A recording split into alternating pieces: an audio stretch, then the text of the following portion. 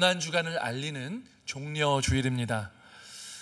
우리가 흔히 사순절로 알고 있는 기간이 되면 우리는 예수님의 고난을 묵상하고 또한 그 절기를 지키기에 힘쓰게 됩니다. 그런데 이렇게 고난주간을 맞이하면서 우리가 조금은 조심할 것들이 있습니다. 우리가 예수님의 고난을 동참하는 것이 무엇인가, 이 고난주간을 올바르게 보내는 것이 무엇인가를 함께 고민해 보면서 이 시간들이 정말 주님께서 기뻐하시는 시간, 또 하나님과 가까워지는 시간이 되기를 주님의 이름으로 축복합니다. 고난주간을 사는 방법이 있습니다. 첫 번째로 우리는요, 이 모든 시간을 그리스도의 십자가와 부활의 빛 안에서 살아야 합니다. 우리가 그리스도의 십자가와 고난을 생각하면서 그로 말미암아 우리가 구속받았다는 그 감사의 마음으로 지금 이 시간들을 보내야 하는데요, 중요한 것은 무엇이냐면 우리가 이 고난주간 때 더욱더 집중하여 그것을 기념하는 것은 좋은 일이지만 이때만 그것들을 기념하고 다른 날은 전혀 예수님의 고난과 부활이랑은 상관없이 살아가서는 안 된다. 그러니까 우리의 모든 평생의 삶이 주님이 기뻐하시는 고난을 묵상하고 또 부활을 기념하며 그 부활을 힘입어서 살아가는 삶을 살아야 한다라는 것입니다. 여러분, 이제 우리 이제 개신교회는 로마 카톨릭에서 나왔습니다. 근데 로마 카톨릭 교회가요, 이 성경에서 벗어나게 되고 또한 스스로의 전통, 또한 미신 이런 것들이 뒤섞이고 또한 인간이 만든 수많은 절기와 또한 성자들에 대한 우상 이런 것들로 인해서 이 종교개혁자들이 성경으로 돌아가자라는 구호로 이 종교개혁이 일어났고 또 그러다 보니까 이 개혁교회가 개신교회가 나오게 되었다는 것입니다. 여러분, 로마 카톨릭은 많은 절기가 있습니다. 1년 내내 365일 절기를 지키는 것이 그들의 신앙의 대부분입니다. 그런데요, 이 칼빈과 청교도들의 강조점은요, 절기에 매이는 삶을 살지 말라고 이야기하고 있습니다. 사실 모든 구약에 있는 모든 절기들은요, 모든 절기, 모든 제사, 모든 예수님을 가리키는 것들은요, 다 예수님으로 귀결되고 예수님이 십자가상에서 다 이루심으로 말미암아 그 전에 드렸던 제사, 절기를 드리는 것이 아니라 예수님의 죽으심과 부활을 기념하며 이 주일을 지키는 것입니다. 사실은 주일은 안식일이 아니죠. 안식일은 토요일입니다. 그러나 우리가 주일을 지키는 이유는 무엇이냐면 예수님이 안식일 전날 돌아가셨다가 안식 후 첫날 그 새벽에 부활하심으로 말미암아 예수님의 부활로 말미암아 우리의 신앙의 모든 것이 새로워지고 구약에 있는 모든 절기와 모든 약속이 예수님으로 말미암아 완성되었기 때문에 예수님의 부활을 기념하면서 주일을 지키게 되었다는 것입니다. 그렇기 때문에 우리가 사실은 우리 교회 안에도 많은 절기가 있지만요, 가장 성경적이고 반드시 지켜야 되는 이 부활절과 성탄절을 제외하고는 사실은 절기에 매이지 않는 것을 개혁교회는 이야기한다는 것입니다. 절기의 역할은 뭐냐? 절기의 역할은 지킴으로 기억하고 하나님께 더 가까이 나아가는 것입니다. 그런데 그 절기가 우리를 얽매이게 되면 오히려 부작용이 있을 수 있다라는 것입니다. 여러분, 우리는 사순절이라는 것들을 보통 많이 들어왔습니다. 그러나 사순절은 성경에 있는 절기가 아니고 사순이 뭐냐면 순이 10이죠. 사순이기 때문에 40일을 가리킵니다. 그 40일은 뭐냐? 부활주일을 중심으로 해서 뒤로 40일을 지키는데 주일을 제외하고 월화수목금토 6일씩 이제 40일을 지키다 보면 올해 같은 경우에는 3월 5일 정도로 제가 기억나는데 제의 수요일이라고 하는 그날을 시작으로 해서 사순절을 지키게 됩니다. 그러나 저희 교단에서는 사순절을 지키지 않도록 결의했습니다. 저희 교단뿐만 아니라 많은 개혁교회들이 지키지 않기로 결의했죠. 그 이유는 사순절이 성경에 없는 절기이고 우리가 사순절을 지킴으로 인해서 그 40일만 우리가 예수님께 나아가는 게 아니라 사실은 매일매일의 시간이 예수님의 고난을 묵상하고 그 고난으로 이루신 그 구원과 예수님의 부활을 기념하면서 매 주일마다 또한 매일매일마다 예수님의 부활을 힘입어서 살아가는 것을 권면하고 강조하기 위해서 그것을 지키지 않기로 결의한 것입니다. 그래서 우리는 절기를 지키지 말자가 아니라 매일매일이 하나님을 기념하고 기억하는 말씀과 기도를 가까이 함으로 그렇게 하나님을 기념하는 삶으로 살아가라는 그런 권면이 우리에게 있다라는 것입니다.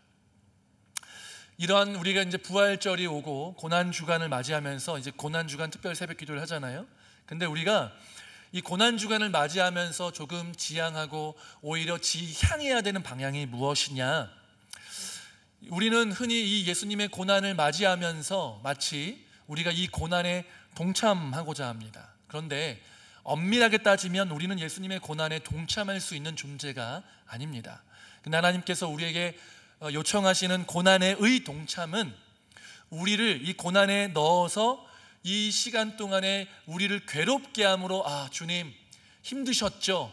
그 힘드심 나도 동참하기를 원합니다. 주님 아프셨죠?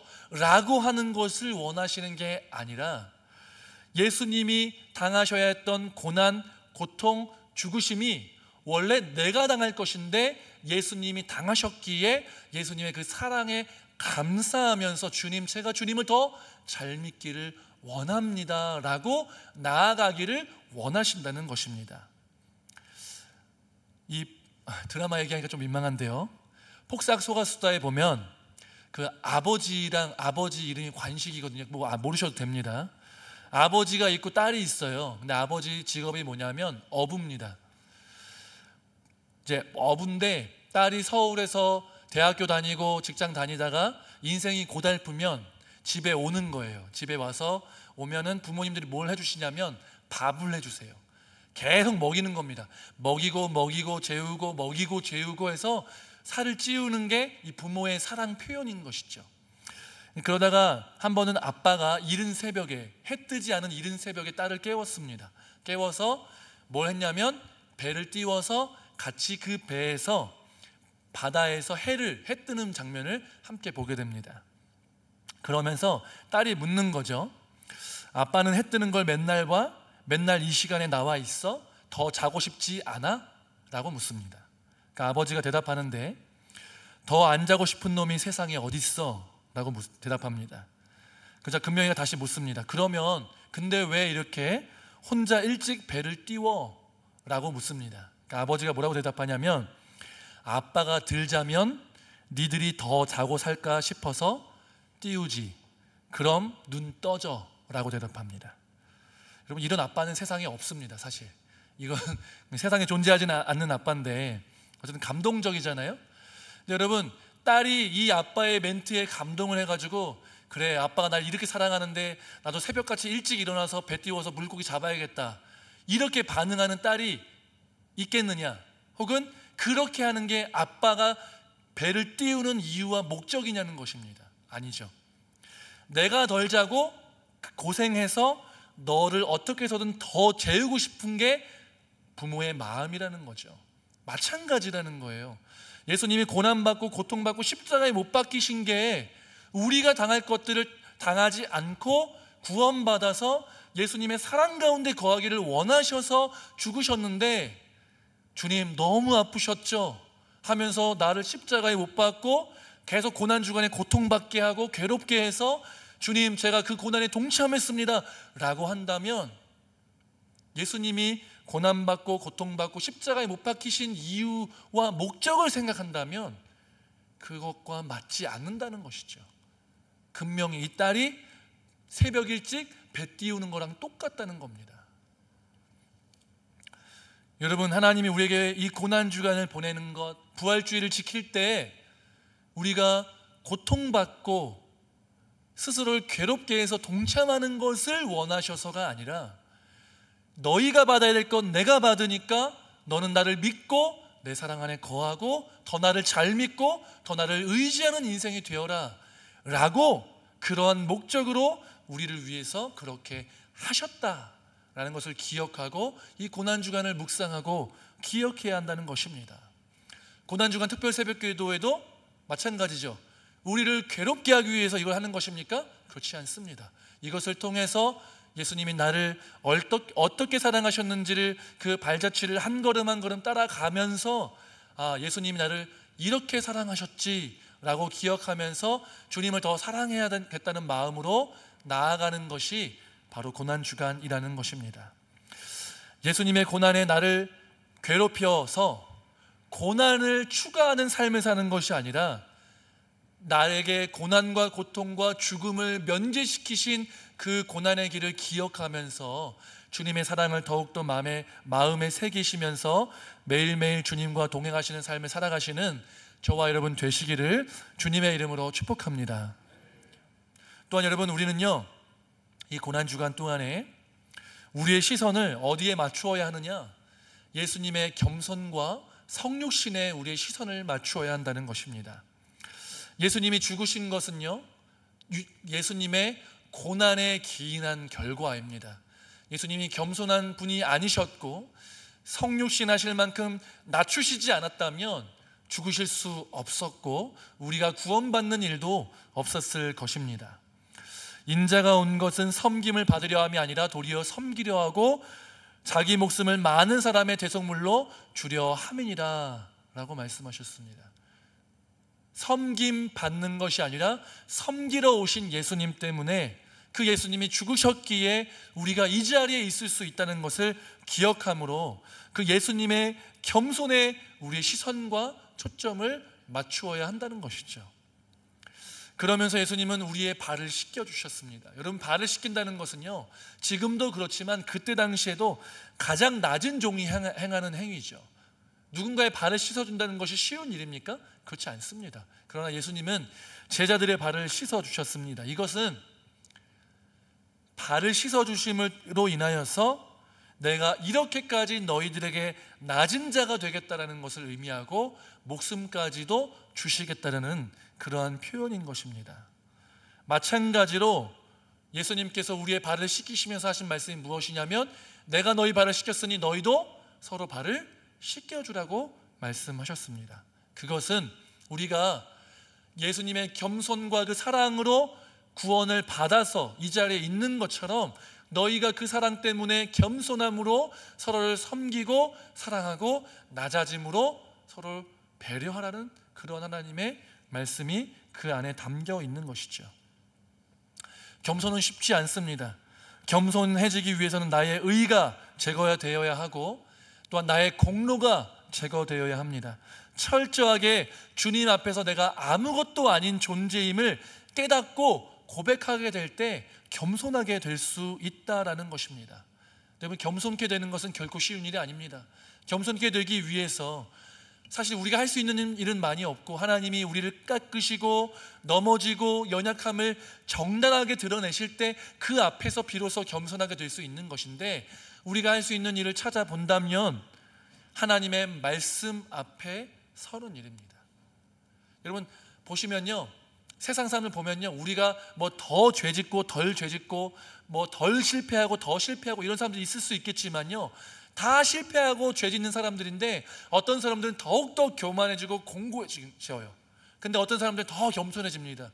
그럴 수 있는 이유는 무엇이냐면 우리가 말씀 앞에 내 삶을 자꾸만 비추어서 내가 내 힘으로 할 수 없는 이 인생 주님께 맡겨드리기로 결심하고 자꾸만 말씀에 비추어 보았을 때 예수님의 낮아지심을 묵상하고 그 사랑 앞에 서게 됐을 때 우리가 겸손케 될 수 있다는 사실을 기억해야 합니다.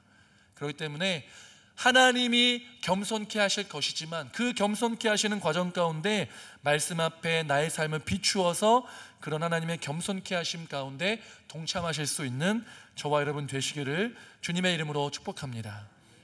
근데 이 겸손이요, 삶에 나타나야 합니다. 삶에 나타나야 합니다. 여러분, 겸손케 되는 게 삶에 나타나야 되는데 그러니까 그렇게 힘써보자라는 것이 아니라 내가 진짜 겸손한 이 삶의 행위가 나타나냐 안 나타나냐를 한번 돌아보자는 겁니다. 겸손함이 나타난다면 삶에 어떤 것들이 나타나야 하냐면 나보다 남이 더 낫다, 그러니까 더 나은 존재다라는 인식이, 태도가 우리 가운데 있어야 한다는 것입니다. 쉽지 않죠. 여러분, 이런 마음이 있으면요, 우리는요 대화할 때 어떻게 되냐면 더 사람들의 이야기에 청종하게 됩니다. 그냥 계속 주구장창 들으라는 게 아니고요, 말하지 말라는 게 아니고요, 말을 해도 되고 들어도 되는데 내 말만 하는 사람이 있고, 아니면 말을 하지만 얘기하면 듣고 그렇구나 라고 청종해주면서 반응해주고 또 다시 얘기하고 주고받을 수 있느냐, 그러니까 내가 상대방의 하는 얘기에 진심으로 귀 기울일 수 있느냐 없느냐가 겸손함에 따라 결정된다라는 것입니다. 대화할 때 귀를 기울여야 하고, 어떤 일을 해나갈 때 나의 주장만을 고집하는 것이 아니라 상대방의 의견에 귀 기울여보고 저게 맞을 수도 있겠다라는 마음을 열어놓고, 그렇게 무엇이 하나님께서 기뻐하시는 일인지를 함께 찾아가는 태도가 우리 가운데 있어야 한다라는 것입니다. 여러분, 서로가 서로의 말에 귀를 기울여야 하는데 청종하시는 저와 여러분 되시기를 주님의 이름으로 축복합니다. 두 번째는요, 겸손한 사람은 자신만을 보는 사람이 아니라 남들을 돌아보고 배려할 수 있는 사람이 겸손한 사람이라는 것입니다. 무조건적으로 나는 사라지고 이타적으로만 행동해야 된다는 것은 아닙니다. 나도 건강하게 나를 사랑할 수 있어야 됩니다. 하나님이 나를 사랑하셨기 때문에 하나님이 나를 사랑하셔, 그 건강한 자존감을 가지고 나를 사랑하시는 가운데 남들을 돌아보고 배려하고 그들에게 이타적으로 행동할 수 있어야 한다는 것입니다. 근데 이게 되게 어려워요. 이거 하려면요 훈련해야 되고 수고해야 됩니다. 그리고 자연스럽지 않습니다. 자연스러운 건 뭐예요? 이기적인 거, 그죠? 내 하고 싶은 대로 하는 거, 남 신경 쓰지 않고 나 신경 쓰는 거, 이게 제일 자연스럽습니다. 그런데 나를 사랑하는 만큼 예수님이 나를 위해서 쏟으신 그 사랑을 가지고 그 사랑을 받은 내가 다른 사람들을 돌아보는 것, 이게 바로 겸손의 어떤 삶에 나타나는 표시라는 겁니다. 여러분, 누구나 오래 봐온 사람, 또한 편한 사람이랑만 교제하는 게요 제일 자연스럽고 쉬운 일입니다. 그렇죠? 근데요, 그거를 하나님이 원하시는 게 아니라 하나님은 우리가 서로를 돌아보아서 서로를 위해서 기도해주고 수고하고 사랑하는 것들을 행하라고 말씀하고 계십니다. 그러면 내가 원하고 자연스러운 대로 행동하는 게 아니라 하나님의 뜻이 그렇다면 내 뜻을 굽히고 하나님의 뜻에 순종하여서 내가 다른 사람을 돌보고 관심 갖는 일에 힘써야 된다라는 것입니다. 세 번째는요, 이 겸손한 사람은 어떻게 드러나냐면 하나님을 어떻게 믿느냐, 하나님을 어떻게 신뢰하느냐에 따라서 드러난다는 것입니다. 여러분, 기도는요 되게 쉽지 않은 일이죠. 기도는 노동입니다. 그렇기 때문에 기도하지 않는 수많은 이유들이 있을 수 있는데요, 중요한 것은 기도는 반드시 해야 한다는 일입니다. 왜냐, 여러분, 기도는 무엇입니까? 하나님과 대화하는 것이죠. 근데 우리가 하나님을 믿습니다 라고 얘기하면서 하나님께 의지하지 않고 하나님께 대화하지 않고 소통하지 않으면 거짓말이라는 겁니다. 겉으로 보기에는 멀쩡한데 서로 관계가 안 좋거나 대화가 안 되는 부부가 있으면 그거를 쇼윈도 부부라고 하죠. 근데 그리스도인 예배 잘 드리고 겉으로 보기에는 잘하는 것 같은데 기도하고 말씀 읽지 않으면 하나님, 저는 잘 믿는 그리스도인입니다 라고 호소할 수는 있을지언정 하나님 보시기에 너는 참 괜찮은 그리스도인이다 라고 말하실 수는 없다라는 겁니다. 왜? 하나님이랑 아무런 소통이 없기 때문이죠. 기도한다는 것은요, 여러분, 겸손하다는 표시입니다. 내가 내 힘으로 할 수 없다라고 고백하고 주님이 책임지셔야 한다라는 그 간절한 마음, 겸손한 마음으로 부르짖을 때 기도할 수 있는 것이고, 기도한다는 것은 겸손하다는 표시인 것이죠. 그렇기 때문에 우리는 우리의 삶 가운데서 하나님을 더욱더 든든히 붙잡고 신뢰하는 인생으로 나아가야 하고, 그럴 때 비로소 우리 예수님의 겸손이 우리 가운데 드러날 수 있다라는 것입니다. 여러분, 우리는요 예수님의 겸손과 성육신과 그 결론적인 고난과 죽음 때문에 이 자리에 있는 존재들입니다. 그렇기 때문에요, 예수님의 그 겸손과 또 고난과 죽으심 때문에 이 자리에 있음을 날마다 감사를 고백드려야 하고, 그 사랑이 얼마나 큰지 날마다 묵상해야 하고, 그렇기 때문에 뭐뭐를 해야지가 아니라 뭐 행위를 해야지 보다도 먼저 주님의 사랑이 얼마나 큰지를 묵상해서 주님을 더 알아가고 주님을 더 사랑하기에 힘쓰는 그런 존재가 되어야 한다라는 것입니다. 고난주간도 마찬가지입니다. 고난주간이 이 시간을 통해서 더 기도하고 하나님을 사랑하는 시간이 되기를 주님의 이름으로 축복합니다. 이 시간이기 때문에 나를 괴롭게 하는 것이 아니라 스스로를 괴롭게 하고 고통받고 죽임을 당하셔서 우리는 그 고통과 고난으로부터 건져서 죽음으로부터 면제시키심으로 우리로 하여금 하나님의 사랑 가운데 거하게 하신 그 하나님의 의도를 따라서 이번 한 주간이 정말 기도하고 말씀을 묵상함으로 인해서 하나님의 사랑을 더욱더 깊이 묵상하시는 그런 시간이 되시기를 주님의 이름으로 축복합니다. 근데 넘어서서요, 매일매일이 고난주간, 매일매일이 부활주일이 되어서 하나님 나를 이렇게 사랑하셨지, 하나님이 나를 위해서 이것을 했는데 내가 못할 것이 무엇이냐, 내가 하나님께 더욱더 기도하며 나아가겠다라는 그러한 하나님과의 소통이 이 고난주간과 부활주일을 지나서 매일매일의 삶 가운데서도 연결될 수 있는 그런 은혜가 있으시기를 주님의 이름으로 축복합니다. 함께 찬양하고 기도하겠습니다. 다 같이 일어나셔서 찬양하고 기도하시겠습니다.